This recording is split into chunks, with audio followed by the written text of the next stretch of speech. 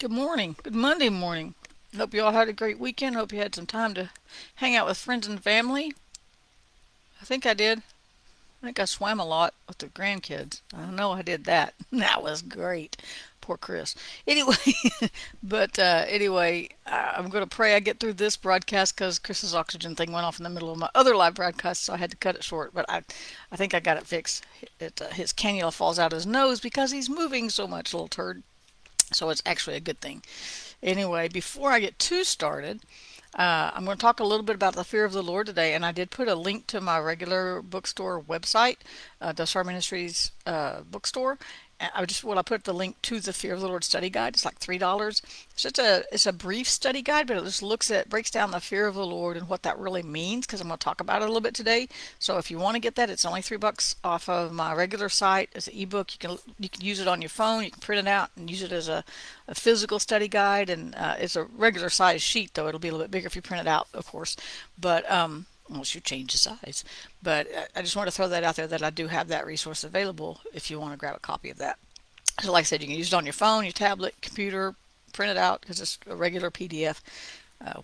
However you would like to use it, but it is, and it's not very long. You could probably it's just probably taken a week to go through it, but it actually you could sit down and actually just go through the whole thing in an hour or maybe two if you do it by yourself. Take a little bit longer if you do it with a group, but it's good for group study or your own personal prayer time. I just want you to read your Bible.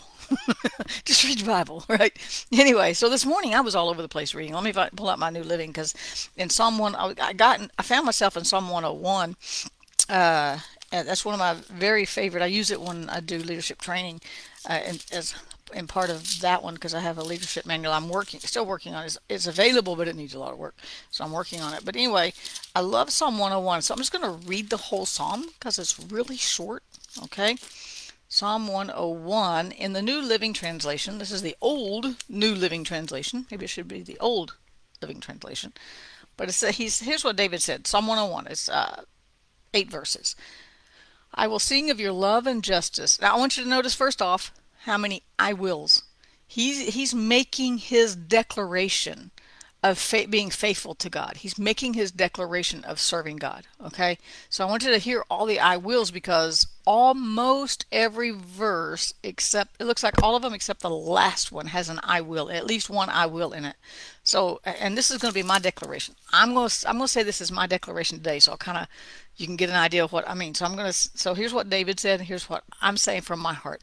I will sing of your love and justice. I'll spare you. I won't sing while I'm on live. I'll wait. But I will sing of your love and justice. I will praise you, Lord, with songs.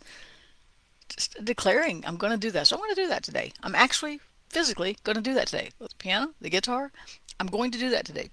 I will praise you, Lord, with songs. But you know what? You don't even have to have an instrument or be able to play or sing well. I don't sing well. I just sing. so, so I make a joyful noise. But you can sing a scripture. You can sing an old hymn. You can just make up your own. Just sing, "I love you, Lord. I love your creation." It just blows my mind. You can make up your own words. It's not a hard fast rule of this is the way you have to sing and this is the way you have to praise Him. It's personal. It's however you want to do it. Isn't that cool? And God will accept it and love it. Okay, I will be careful to live a blameless life. When will you come to my aid? Have you ever asked that? God, when are you? God, I'm serving you. When are you going to get here?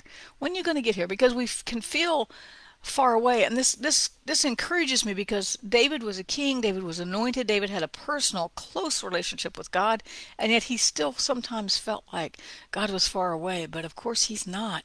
He's right there when we call on Him. Right? Let's see. I will lead a life of integrity in my own home. That's the part I pull out for leadership.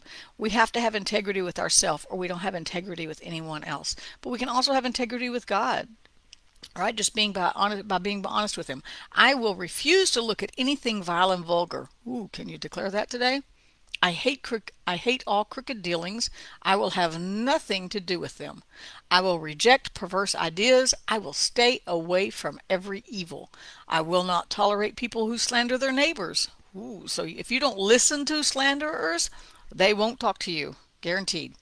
I will not endure conceit or pride. I will keep a protective eye on the godly. Now, this is the king speaking, right? So they may dwell with me in safety. Only those who are above reproach will be allowed to serve me. I will not allow deceivers to serve me. This is speaking as a king. And liars will not be allowed to enter my presence. Wow. We might be alone a lot these days. My daily task will be to ferret out criminals and free the city of the Lord from their grip. And that's a declaration of a king. That's a king. And he was saying, I'm going to serve you, God, with everything I've got. I'm going to sing to you. I'm going to lead a life of integrity. I'm going to live a life of justice. And so when I read that this morning, I started thinking about, because I got a lot of stuff going on in my life, just like you do, right? We all have all these things going on. We all got full plates. Everybody I know is busy past the point of being on overload, right?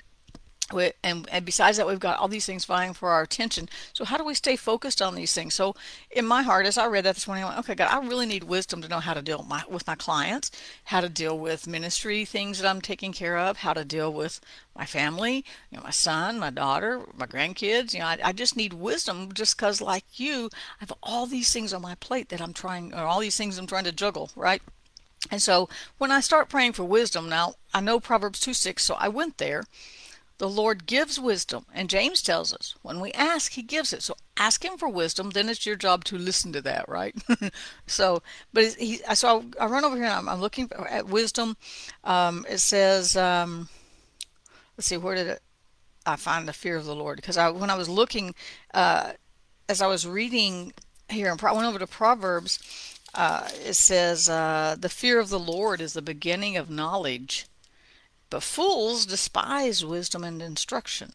So I was reading that about the fear of the Lord. That's what made me think of the study guide that I talked about earlier. So I read verse 1, because they will call on me, but I will not answer. They will seek me diligently, but they will not find me. Speaking of wisdom, because they hated knowledge and didn't choose the fear of the Lord. Now, the fear of the Lord doesn't mean I'm standing here shaking, afraid he's going to fry me down to my toenails. That's not what the fear of the Lord is. The fear of the Lord is more of a reverence and a respect. And just like, how if you're in a relationship, like a marital relationship, you're not afraid of that person, but you want to respect them. So, I mean, most of the time, right? And even with friends, you want to honor that friendship, and you want to honor that relationship by not doing stuff they hate. If you got a little bit of wisdom. That's the same type of thing as far as the fear of the Lord. It's not standing here shaking, afraid he's going to smack me. We used to sing a song when I was a kid. Be careful, little eyes, what you see. Be careful, little ears, what you hear. There's a Father up above, looking down in tender love. So be careful, little eyes, what you see. I think is how it goes. And it's not, that phrase doesn't. There's a Father up above, looking down in tender love. It doesn't say there's a Father up above standing with a bat. Step across that line. Step across that line.